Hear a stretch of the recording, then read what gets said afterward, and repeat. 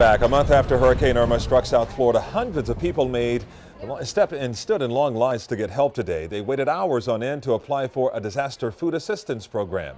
Also a month later, in a one and only exclusive, we helped a senior citizen finally get the help he needs. A huge tree actually crashed right into his home. He's had nowhere to go after all of this time.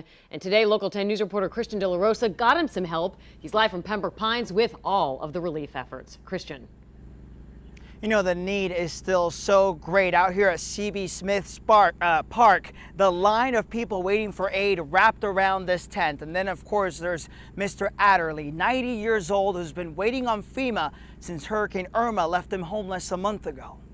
They arrived by the hundreds, standing in line day and night. People like Denosha Davis, who was out of work for a week after Hurricane Irma. I was pushed back on bills and I have to catch up. Parents like Janelle Douglas. Everything that I had was spoiled. She says she hasn't been able to afford restocking her fridge. I'm getting this opportunity to replenish it now. Now, a helping hand coming from Food for Florida Disaster Assistance Program. Like food stamps, it's financial help for those affected by Hurricane Irma and who are still struggling to put food on the table.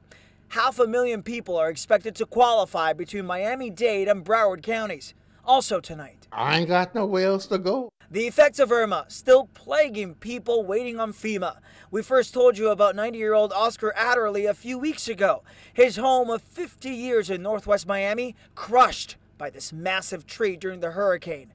His daughter telling us she registered him with FEMA the day after the hurricane. Have you heard back from FEMA? No, I haven't heard anything from them. Every time I was calling, their wait was 2 hours to 3 hours. It get time, when the time get closer, the phone hangs up.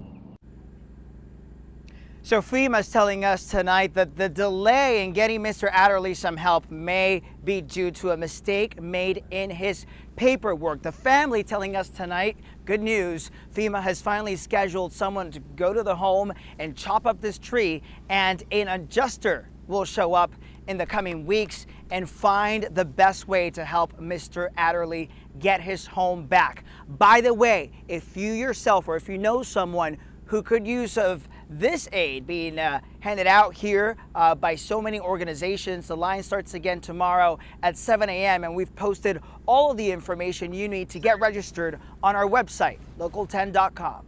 We're live in Pembroke Pines. I'm Christian De La Rosa, Local 10 News.